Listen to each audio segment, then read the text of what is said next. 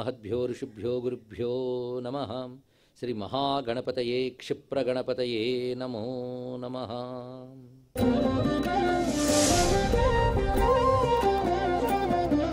క్షేత్రయాత్ర అనేది మన సనాతన ధర్మంలో ఒక ప్రధానమైన అంశం. మనం కూడా నిత్యము ఆరాధనలు చేసుకుంటాం. ఎందుకంటే ప్రార్థించడానికి ఏదో వారానికి ఒక చోటుకి వెళ్ళి ఏడవనవసరం లేదు. మనకి హిందూ మతంలో ప్రతివాడికి వాడి ఇల్లే వాడికి ఆలయం. ప్రతి వాడి ఇంట్లో దేవతార్చన ఉంటుంది, ఆరాధన ఉంటుంది, దీపం వెలిగించుకుంటాడు, ధూపం పెట్టుకుంటాడు. ఇవి ఉంటూనే ఉంటాయి. ప్రతి ఇల్లు క్షేత్రంగానే చూసుకుంటాం. అయినప్పటికీ మనకి పరిమితమై మన కుటుంబంలో మన కుటుంబానికి పరిమితమై మన ఇంట్లో శక్తి ఉంటుంది. కానీ సమస్త భువనాలకి శక్తిని ఇవ్వగలిగిన ఒక అనంతమైన శక్తిని క్షేత్రాల్లో కేంద్రీకరిస్తారు పెద్దలు. అందుకే క్షేత్రాలకు అంత ప్రాధాన్యం మనకు కనబడుతున్నది ఇక్కడ.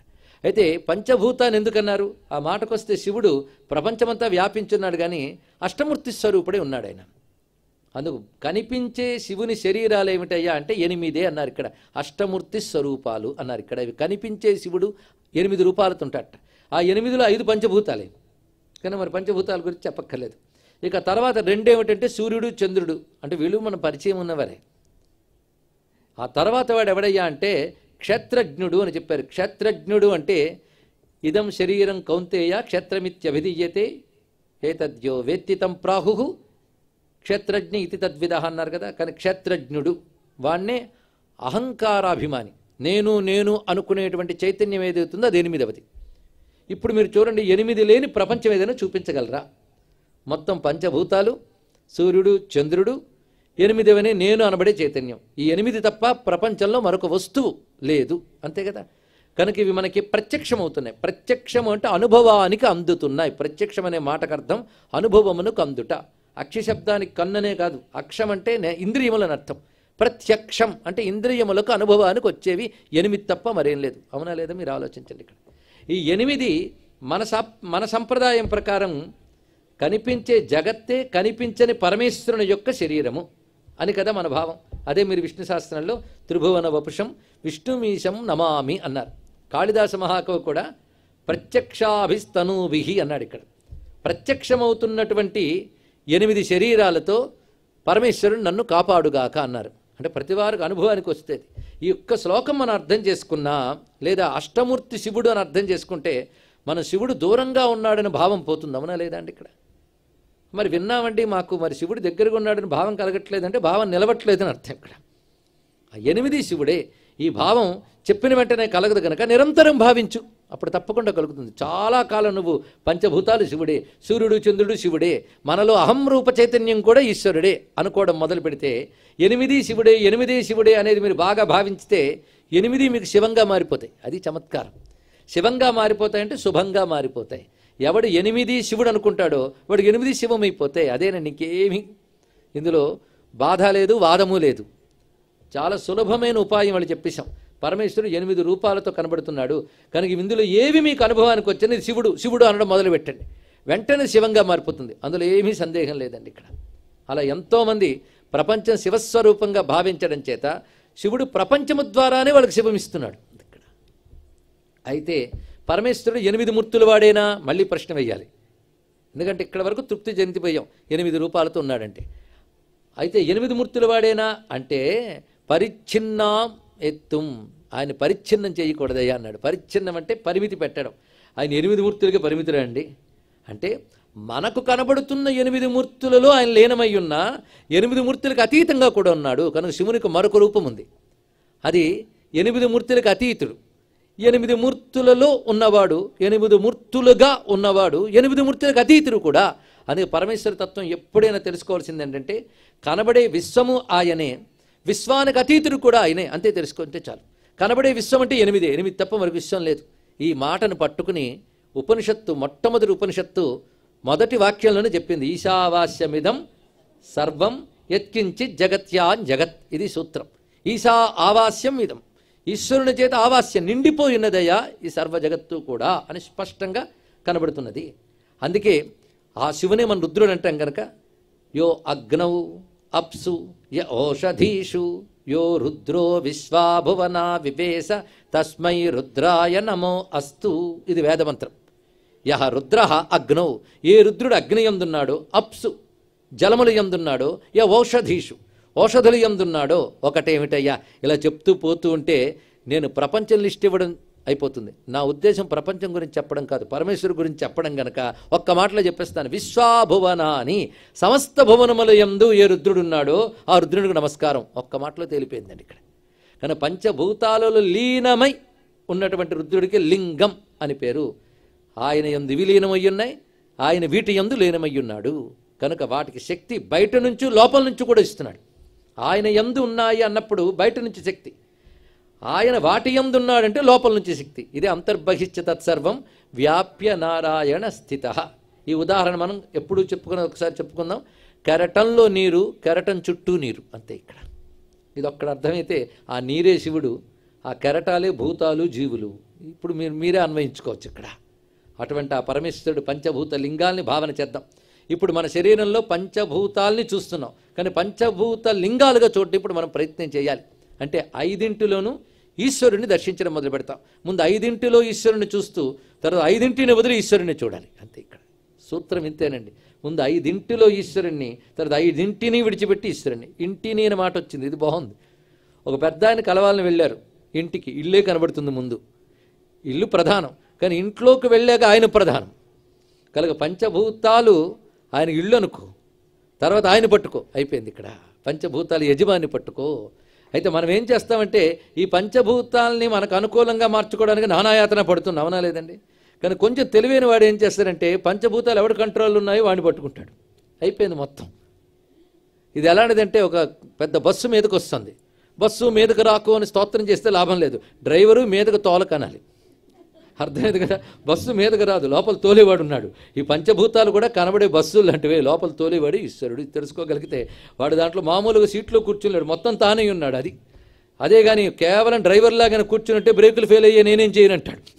కానీ అలా కాదు, సర్వం ఆయన స్వరూపంగా ఉన్నాడు కనుక మరొక సహాయం లేకుండా లీనమై ఉన్నాడు కనుక మనం ఈ పంచభూతాలు నియమించే పరమాత్మని ఉపాసించడమే పంచభూత లింగ ఉపాసన. ఇంకో విశేషం, పంచభూత లింగాలు తెలుసుకుని కనుక మనం ఆరాధిస్తే మన శరీరంలో ఉన్న పాంచభౌతిక ప్రకృతి మనకు అనుకూలంగా మార్చేస్తాడు. అదే కదా ఇప్పుడు చెప్పింది. పంచభూతాలు శివస్వరూపాలను గ్రహిస్తే పంచభూతాలు శివమైపోతాయి, ఆ శివం చేస్తాడు. అందుకే శ్రద్ధగా పంచభూత లింగాల మహిమని ఒక దీక్షగా ఉపాసనగా ఎవరైనా విన్నట్లయితే తప్పకుండా వాళ్ళ శరీరంలో వాళ్ళ చుట్టూ ఉన్న పంచభూతాలు అనుకూలిస్తాయనడంలో ఇసుమంతు కూడా సందేహం లేదు. ఎందరో పెద్దల అనుభవాల సాక్షిగా చెప్తున్నటువంటి మాట ఇది. అందుకే ప్రతి వాళ్ళు కూడా పంచభూత లింగాలు నమస్కారం చేసుకుందాం. అంతేకాదు పురాణాల్లో లింగస్థుతులు కొన్ని కనబడతాయి. అగ్నిలింగాయ వై నమః, సూర్యలింగాయ వై నమః, జలలింగాయ వై నమః, వ్యోమలింగాయ వై నమః అని కనబడుతుంటాయి. అంటే మనం అనుకునే క్షేత్రాల్లో వాళ్ళని చెప్పడం కాదు దాని ఉద్దేశం. దాని ఉద్దేశం ప్రకారంగా ఈ 5 ఆయన లింగములే. లింగం అంటే మరొకటి అర్థం ఏంటంటే ఆయన్ని తెలియజేసేవి. లింగం శబ్దానికి కూడా మరొక అర్థం వచ్చేసిందండి. కానీ మొట్టమొదటి లింగం అంటే లీనం అని అర్థం బట్టి చెప్పుకున్నాం. రెండవది లింగం అంటే తెలియజేయునది అని. ఒకదాన్ని తెలియజేసేది దానికి లింగం అవుతుంది. ఇక్కడ మన శివలింగం ఎందుకుంటున్నామంటే చూడగానే శివుడు గుర్తొస్తున్నాడు, శివుడిని తెలియజేస్తుంది కనుక లింగం అన్నాం. పంచభూతములు లింగములు ఎందుకయ్యా అంటే పంచభూతములు శివుడిని తెలియజేస్తున్నట్ట. ఎలా తెలియజేస్తుందంటే ఇంత శక్తి దీనికి ఎక్కడి నుంచి వచ్చిందయ్యా అంటే వెంటనే ఎవడి వల్ల వచ్చిందో తెలుస్తున్నది కదా. కనుక భక్తుణ్ణి ప్రపంచం ఎందుకుందయ్యా అంటే మా స్వామిని గుర్తు చేయడానికి అంటాడు. ఇది తెలుసుకోండి. ఇక్కడ ప్రపంచం ఎందుకుందంటే భగవంతుని గుర్తు చేయడానికి. అరే ఒక వ్యవస్థ పనిచేస్తుందంటే దానికంటూ ఒక అధికారి ఉన్నాడు, దాని మీద సర్వతంత్ర స్వతంత్రత కలిగినటువంటి ఒక శక్తిమంతుడు ఉన్నాడని కనబడుతూ ఉంటుంది. అలాంటిది పంచభూతాలు పనిచేస్తున్నాయంటే వాడి నియామకుడు ఉన్నాడని తెలియాలి కదా ఇక్కడ. కనుక ప్రధానంగా పంచభూతాలు. ఇక సూర్యుడు చంద్రుడు అంటారా, వాళ్ళు పంచభూత తత్వాల్లో ఒకరే. సూర్యుడిలోకి అగ్నితత్వం వెళ్ళిపోతుంది, జలతత్వం చంద్రుడిలోకి వెళ్ళిపోతుంది, అయిపోయింది. ఇంకా మిగిలింది 8వ వాడేగా, వాడు వీటితో కలిసే ఉంటాడు. కనుక పంచభూతలింగాలకి మనం ప్రాధాన్యంగా చెప్పుకోవాలి, మనకు నిత్యం అనుభవంలో ఉన్నటువంటివి. అయితే చిత్రం ఏంటంటే ఇప్పుడు వీటి గురించి మనం చెప్పేటప్పుడు మన శరీరమే పంచభూతలింగ క్షేత్రం అని తీర్మానం అయిపోయింది. ఇప్పుడు అంటే మిగిలిన ఇప్పటి నుంచి ఏం చెప్తారని తెలిసింది మీకు, మన శరీరం గురించి చెప్తారు అంతే. మేము ఏదో అనుకుంటే ఏదో వింటున్నామండి అనుకోవచ్చు మీరు. లేకపోతే మేము ప్రిపేర్ అయ్యి కాంచీపురం నుంచి చిదంబరం వరకు అనుకున్నామని. అరే బయట క్షేత్రాలు ఆలోచించేవి కానీ నీ లోపల శరీరమే క్షేత్రం అంటే క్వశ్చన్ మార్క్ ముఖం వేస్తాం. అది వచ్చింది బాధ ఇక్కడ. బయట భగవంతుని గురించి చెప్తే భలే ఉత్సాహంగా వింటాం. పైగా అక్కడ ఏమి చూడాలి, ఎలా చూడాలి, హోటల్ ఎక్కడుంటుంది, భోజనం ఎక్కడ బాగుంటుంది, సాంబారు అన్ని చోట్ల ఒకటే దొరుకుతుందా, ఇవి నోట్ చేసుకుంటాం ఆ క్షేత్రాల మీద ఆసక్తితో. ఆఖరికి సాంబారు ఏ హోటల్లో కూడా దొరుకుతుందో కూడా చెప్పేశారండి. ఏం చెప్పారంటే అని అభినందిస్తారు కూడా. కానీ కాదయ్యా బాబు, బాహ్య క్షేత్రాలు కాదు, నీ శరీర క్షేత్రంలో శివుడు ఉన్నాడని తెలుసుకో అంతే. అయితే చిత్రం ఏంటంటే మానవ ప్రకృతి బయట వెతకడం అలవాటైపోయింది, బహిర్ముఖత్వం అలవాటైపోయింది గనక, అంతర్ముఖత్వం చేత కాదు గనక బహిర్ముఖత్వంలో కూడా పరమాత్మను చూడడం అలవాటు చేయించారు పెద్దవాళ్ళు మనకి. భాగ్యంలో కూడా భగవంతుడిని అలవాటు చేస్తే అంతర్ముఖ దృష్టి ఎప్పటికైనా వస్తుంది. అప్పుడు లోపల బయట కూడా భగవంతుడిని చూస్తాం. అందుకు బాహ్య క్షేత్రాలు అంటూ మనకు ఏర్పడ్డాయి. ఈ క్షేత్రాల్లో శివుడికి వచ్చేటప్పటికల్లా పంచభూతలింగములు ఒక లెక్క, అష్టమూర్తి క్షేత్రంలో మళ్ళీ 8 ఉన్నాయి. ఇందాక చెప్పిన 5 పేర్లతో పాటు అష్టమూర్తులు సూర్యుడికి సంబంధించిన శివక్షేత్రాలు ఉన్నాయి. అయితే కొంతమంది కోణార్క్ చెప్పారు. కోణార్క్ సూర్యక్షేత్రం, సూర్యరూపుడైన శివుని క్షేత్రం అన్నారు. నిజమే, ఎందుకంటే ఆదిత్య స్వరూపం శివుడే అని రుద్రం కూడా మనకు చెప్తున్నది. అసౌ యస్తామ్రో అరుణ ఉత బభ్రు సుమంగళ, ఈ మంత్రాల ద్వారా ఆదిత్యుడిని శివుడిగానే చూడమన్నారు. కోణార్క్ సూర్యక్షేత్రం గనక ఇది శివక్షేత్రమే. కొందరు ఏం చెప్పారంటే కాశీక్షేత్రంలో ప్రత్యేకించి 12 సూర్యాలయాలు ఉన్నాయి. విశేషించి సూర్యుడే శివుని ప్రత్యక్షం చేసుకుని ఒక శివలింగాన్ని పెట్టాడు, గభస్తీశ్వర లింగం. గభస్తీశ్వరుడు, గభస్తి అంటే సూర్యుడే, సూర్యుడికి ఈశ్వరుడు కనుక గభస్తీశ్వరుడు, అది సూర్యలింగం అని చెప్పుకోవాలి. ఇవి కాకుండా కోణార్క్ అనేది అదేదో ఆలయం ఉందండి, మంచి శిల్పకళ అండి, దాన్ని పడగొట్టేశారండి, మళ్ళీ ఇప్పుడు అక్కడ ఏం లేదండి, ఇది చూడటం కాదు. అక్కడ ఆలయం ఉండొచ్చు, ఉండకపోవచ్చు, కానీ క్షేత్రం మాత్రం సూర్యుడిదే. ఎందుకంటే ఆదిత్య పురాణంలో కోణార్క క్షేత్రం గురించి చాలా ఉన్నది. కోణ అర్క, యాంగులర్గా ఉన్నటువంటి సూర్యశక్తి అది, కానీ కోణార్క క్షేత్రం అది. ఆ కోణార్క క్షేత్రము సహజంగా సూర్యుడు ఉన్నాడు అక్కడ. ఆలయం తర్వాత నిర్మాణమైంది, కానీ క్షేత్రంలో సూర్యుడు ఉన్నాడు. అందుకు సూర్యోపాసకులకు మాత్రం కోణార్కం గొప్ప క్షేత్రం. అలా కొన్ని సూర్యక్షేత్రాల గురించి చెప్పారు. కానీ సూర్యుడికి క్షేత్రం ఉంది, మరి చంద్రుడికో? ఒక ఆయన అన్నాడు, సూర్యుడికి క్షేత్రం ఎందుకండి, పైన అలాగే ఉన్నాడు కదా, ఆయన క్షేత్రం ఏంటి, మరీ నవ్వుతారు. కానీ అయితే సూర్యుడిలో సోలార్ ఎనర్జీ ఉంది కదా, సోలార్ ఎలక్ట్రిసిటీ కూడా సూర్యుడిలోనూ ఉంది. మరి అది నేరుగా పొందొచ్చు కదా, మిషనరీ ఎందుకు మళ్ళీ సోలార్ ఎనర్జీకి, సోలార్ ఎలక్ట్రిసిటీకి మళ్ళీ మీరు ఏదో ప్లేట్స్ అవన్నీ పెడతారు. కానీ సూర్యుడిలో ఉంది కదా, నేరుగా పొందొచ్చుగా, యంత్రం ఎందుకు?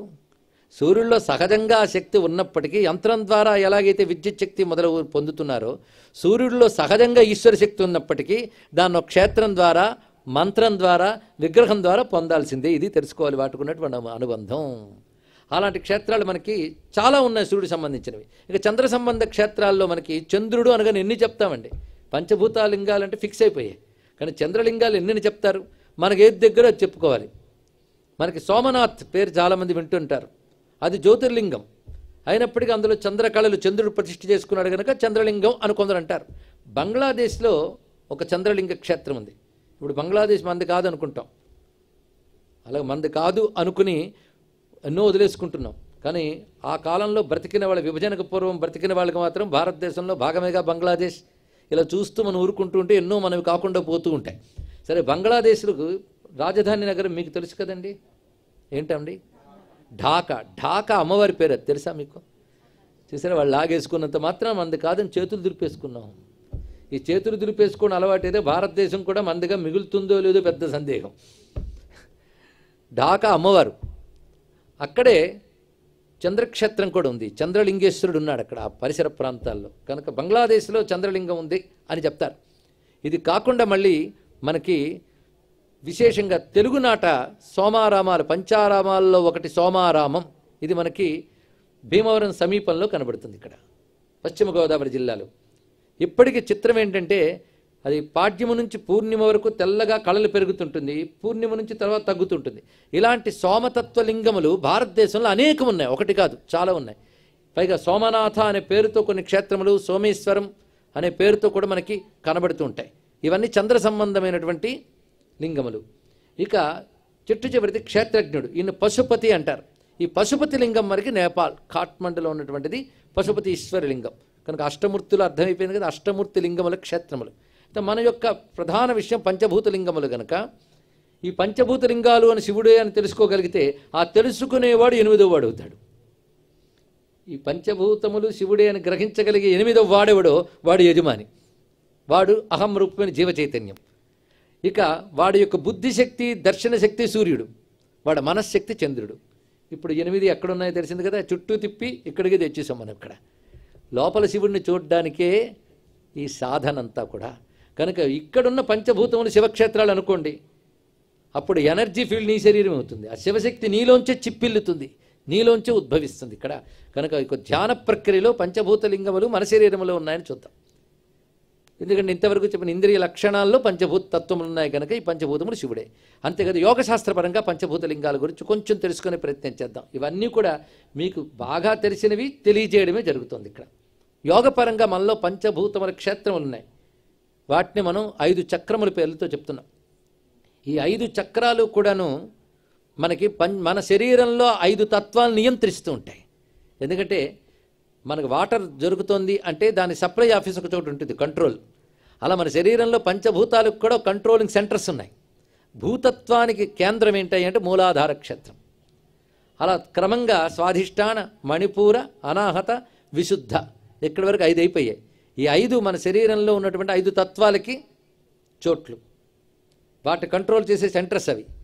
అక్కడ పరమేశ్వరుడు ఉన్నాడు. ఎలా ఉన్నాడంటే మూలాధారం నుంచి సహస్రారం వరకు మన వెన్నుదండంలో సుషుమ్నా నాడి ఉంటుంది. ఈ సుషుమ్నా నాడిలోంచి ఈశ్వర చైతన్యం సంచరిస్తూ ఉంటుంది. యోగపరంగా చెప్తున్నాం, చిచ్చక్తి. అయితే ఈశ్వర శక్తి అందులో ప్రసరిస్తున్నప్పటికీ దాన్ని మనం ధ్యానం చేసి పట్టుకోగలిగే సెంటర్స్ మాత్రం ప్రధానంగా 6 చెప్పారు. 6వది ఆజ్ఞాచక్రం. అక్కడ పట్టుకోగలం.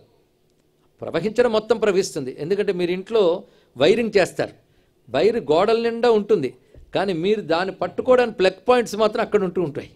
అదేవిధంగా ఈ సుషుమ్నా నాడిలో చిదేకర స్వరూపమైన చిచ్చక్తి అనే వైర్ ఎప్పుడు ఉంటుంది. దాన్ని పట్టుకున్న ప్లగ్ పాయింట్లు మాత్రం 6. అక్కడ మీరు కాన్సన్ట్రేట్ చేస్తే పట్టుకోగలరు. అక్కడ అది ప్రసరిస్తూ ఉంటుంది. అయితే మొత్తానికి ఒకే చిచ్చక్తి అది, కానీ ఆ చోటు బట్టి దానికో పేరు మారింది. యోగపరంగా ఇదే అన్వయం. అలా మూలాధారం పృథ్వీ స్థానం, అక్కడుంది పృథ్వీలింగం. క్రమంగా జల, అగ్ని, వాయు, ఆకాశ, చూశారు, ఒక్కొక్కడు దాటుకుంటూ వచ్చారు. ఇది దాటిన తర్వాత ప్రధానంగా మనకి సూర్యచంద్రులకు సంబంధించిన చోటుకి వెళ్ళిపోవాలి. సూర్య చంద్ర, గట్టిగా ఆలోచిస్తే చంద్రకాంతి కథ సూర్యుడిదే కదా, 2 కలిపేసేసుకోండి. అంటే బుద్ధిశక్తి, మనశ్శక్తి, అంతఃకరణ శక్తి, దానికి సంబంధించిన కేంద్రం ఒకటి ఉంది, అది భూమధ్య క్షేత్రం. అందుకే ఇక్కడ కాన్సన్ట్రేట్ చేస్తే బ్రెయిన్ బాగుంటుంది, మైండ్ బాగుంటుంది అని పెద్దలు చెప్తూ ఉంటారు ఇక్కడ. అందుకే భూమధ్య క్షేత్రం. అక్కడికి వచ్చేసాం, సూర్యచంద్రులు అక్కడ కలిసిపోయారు, అయిపోయింది మొత్తం. ఈ కలిసేటప్పుడు నేను ధ్యానం చేస్తున్నాను అని ఒకటి తిరుగుతున్నాడు మొత్తం. ఈ 6 నేను చేస్తున్నాననే భావంతోనే కదా మన సంకల్పన. వాడు కూడా ఉన్నాడు, వాడు 8వ వాడు మొత్తం 7 వాడే తిరుగుతున్నాడు. కానీ 8 తిప్పేవాడు ఉన్నాడు. వాడు ఎక్కడ అంటే కైలాసంలో ఉన్నాడు. ఆ కైలాసంలో తాను ఉంటూ 8 కూడా ఉంటూ ఉన్నాడు ఇక్కడ. కనుక ఈ 7 కూడా 7 + 1 తిరిగేవాడు 8 వాడే. కనుక ఇంతవరకు చెప్పుకున్న 7 అయ్యే ఈ 7 తిరిగేవాడిని చూసాం. కానీ పైన ఉన్నట్ట ఎక్కడున్నా అంటే కైలాసంలో. కైలాసం అంటే ఏంటంటే కమ్ అంటే శిరస్సు. శిరస్సు యందు శివయోహ లాస్యం, శివుల యొక్క పార్వతీ పరమేశ్వర లాస్యం ఉందిట. శిరస్సు అంటే ఇది. దీన్ని సహస్రారం అంటారు. కానీ సహస్రారం కైలాసలింగం. విశుద్ధి నుంచి మూలాధారం వరకు పంచభూతలింగాలు అయిపోయింది. మీకు పంచభూతలింగ యాత్ర చేసేసి కైలాసానికి వెళ్ళిపోవచ్చు, అవునా లేదా? కానీ మధ్యలో చంద్రుడు, సూర్యుడు అనేదో అన్నామే. కానీ చంద్రసూర్యులకు కూడా ప్రధానం జ్యోతి అయితే ఆ జ్యోతిర్లింగ స్థానం భూమధ్య క్షేత్రం. ఇప్పుడు పట్టుకున్నారు కదా. కనుక ఇది కాశీ అనుకుందాం. కాశీ అంటే ఇదేనండి. శాస్త్ర ప్రకారంగా కూడా కాశీ ఎక్కడుంటుంది అంటే క్షేత్రాలు ఎప్పుడు బాహ్య, అంతర్ అని 2 భేదాలతో ఉంటాయి క్షేత్రములు. ఎప్పటికైనా ఏ క్షేత్రానికైనా మనం రీసెర్చ్ చేయాలి. కానీ బయట ఏ క్షేత్రాలు ఉన్నాయో అవన్నీ మన క్షేత్రంలో ఉంటాయి. శరీరం కూడా క్షేత్రమే కదా. అందుకు బయట చూస్తే అది లోపల కూడా చూడగలిగితే గొప్పదవుతుందట. అలా మనకి అవిముక్త క్షేత్రము అని చెప్పారు శాస్త్రవేత్తలు. అంతరవిముక్త క్షేత్రము అంటే వరణ, అసి, ఈ 2 నడుమ గంగతో కలిసిన చోటు ఏదో వారణాసి కదా.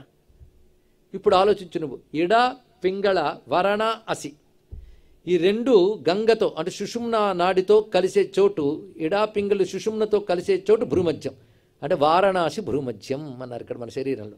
అక్కడ జ్యోతిస్వరూపుడే పరమాత్మని ధ్యానించు అన్నాడు ఇక్కడ. అది జ్యోతిర్లింగం. కనుక కాశీ విశ్వనాథ్ జ్యోతిర్లింగి కుడిందిట. చూసారా, పంచభూతలింగాలు క్రమంగా యాత్ర చేయాలి మనం.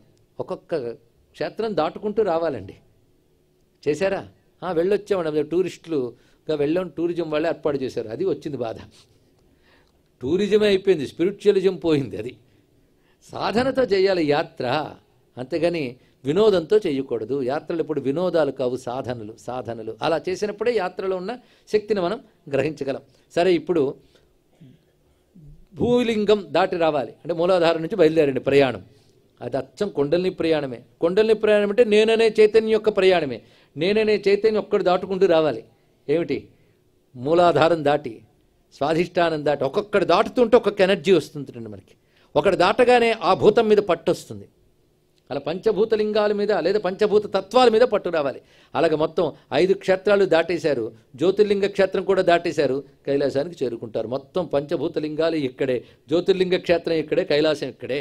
చాలా సులభం అయిపోయింది, ఖర్చు కలిసి వచ్చింది అన్నాడు ఒక ఆయన.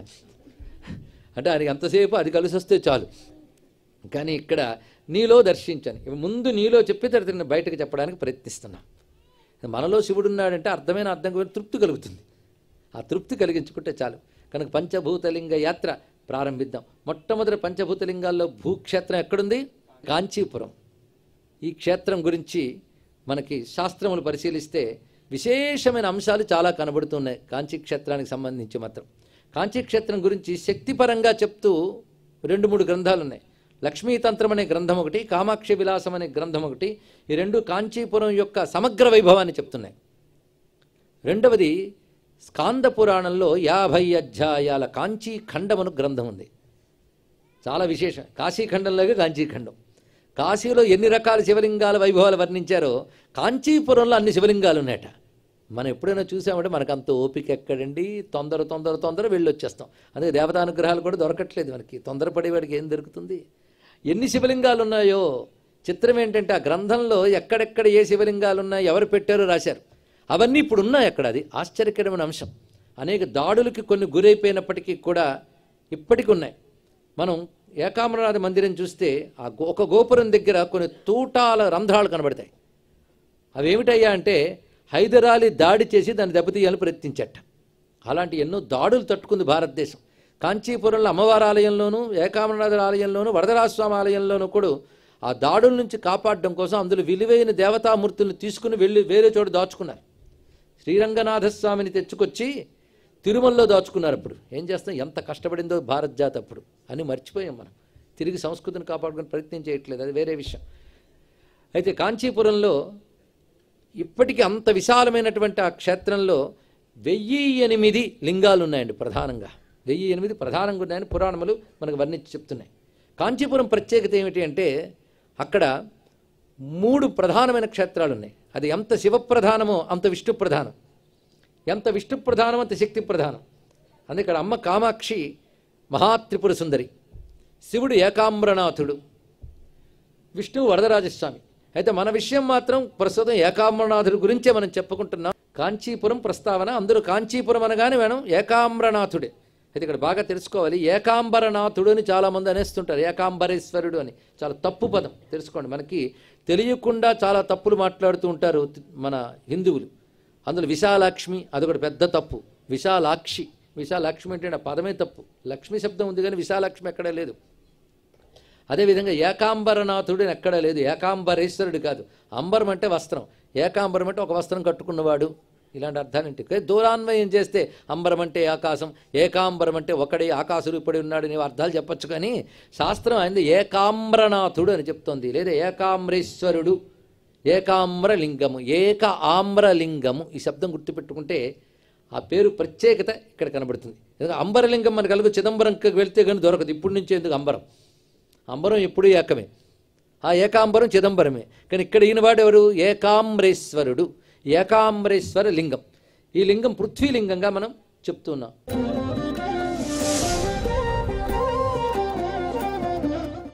ఓ